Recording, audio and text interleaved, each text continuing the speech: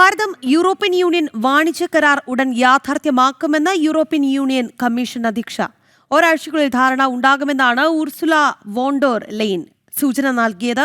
എല്ലാ ധാരണകളുടെയും മാതാവ് എന്നാണ് ഭാരതവുമായിട്ടുള്ള വ്യാപാര കരാറിനെ വിശേഷിപ്പിച്ചത്. And right after Davos, the next weekend, I will travel to India. There's still work to do, but we are on the cusp of a historic trade agreement. Indeed, some call it the mother of all deals.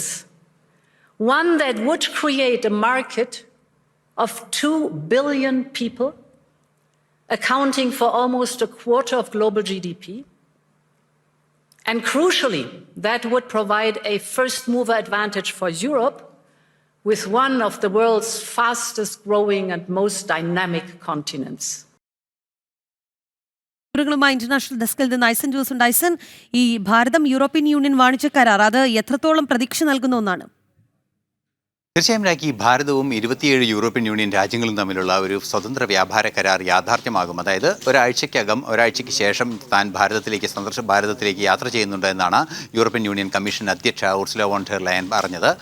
അവരുടെ വാക്കുകളിൽ നിന്നും ഇപ്പോൾ ലോക economic ഫോറത്തിൻ്റെ മീറ്റിംഗിന് ശേഷം നേരെ ഭാരതത്തിലെത്തുകയും ഭാരതത്തിലെത്തിയാൽ വൈകാതെ തന്നെ ഈ വ്യാപാര കരാർ യാഥാർത്ഥ്യമാകുമെന്നാണ് അറിയിച്ചത്. അങ്ങനെയെങ്കിൽ 2026 ആദ്യ വ്യാപാര കരാർ കൂടിയായിരിക്കും അത് എന്നത് മറ്റൊരു വസ്തുത കൂടിയാണ്. തീർച്ചയായും അത്തരത്തിൽ വലിയൊരു വ്യാപാര ധാരണയിലേക്ക് ചെന്നത് 2006 മറ്റൊരു വ്യാപാര കരാർ കൂടിയായിരിക്കും അത് എന്നതാണ് യാഥാർത്ഥ്യം. അത്തരത്തിൽ വലിയ രീതിയിലുള്ള ധാരണകളിലേക്ക് എത്താനുള്ള വലിയ സാധ്യതകൾ തുറക്കുന്ന ഒരു പശ്ചാത്തലമാണ് ഇപ്പോൾ ഉള്ളത്. നമുക്കറിയാവുന്നതാണ് 27ഓളം രാജ്യങ്ങളുള്ള ഈ യൂറോപ്യൻ യൂണിയൻ്റെ എല്ലാ രാജ്യങ്ങളുമായി ഈ വാണിജ്യ ഇടപാട് നടത്തുന്നതിനുള്ളൊരു നീക്കം, അല്ലെങ്കിൽ സ്വതന്ത്ര വ്യാപാരം നടത്തുന്നതിനുള്ളൊരു നീക്കമാണ് ബ്രിട്ടൻ്റെയും അതുപോലെ UAE ഉൾപ്പെടെയുള്ള രാജ്യങ്ങളുമായും പല രാജ്യങ്ങളുമായും കഴിഞ്ഞ 5 വർഷത്തിനിടെ നിരവധി സ്വതന്ത്ര വ്യാപാര കരാറുകളാണ് യാഥാർത്ഥ്യമായത്.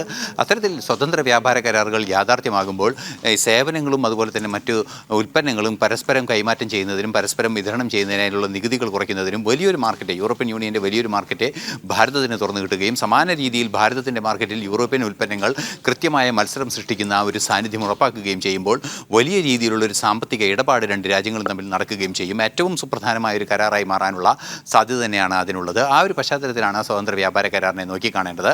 വൈകാതെ ഒരാഴ്ചയ്ക്കുള്ളിൽ അത് സംബന്ധിച്ച നടപടികളുണ്ടാകും. അടുത്ത ആഴ്ച തന്നെ അധികം വൈകാതെ തന്നെ അത്തരത്തിലുള്ള വാർത്തകൾ നൽകാൻ ഭാരതത്തിലെ മാധ്യമങ്ങൾക്കാകുമെന്ന പ്രതീക്ഷയും കൃത്യമായി അവർ പങ്കുവയ്ക്കുകയും ചെയ്യുന്നുണ്ട്.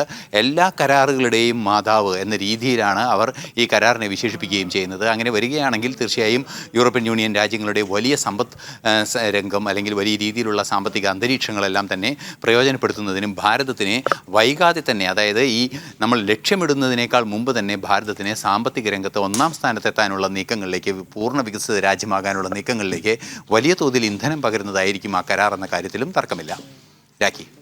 ഭാരതം യൂറോപ്യൻ യൂണിയൻ വാണിജ്യ കരാർ ഉടൻ യാഥാർത്ഥ്യത്തിലേക്ക് എത്തുമെന്ന് യൂറോപ്യൻ യൂണിയൻ കമ്മീഷൻ അധ്യക്ഷ അഭിപ്രായപ്പെട്ടിരിക്കുകയാണ്. എന്തായാലും വലിയ പ്രതീക്ഷ നൽകുന്ന വാർത്ത തന്നെയാണ് പുറത്തു വരുന്നത്. ഐസൻ ജോസാണ് വാർത്തയുടെ വിശദാംശങ്ങൾ നൽകിയത്.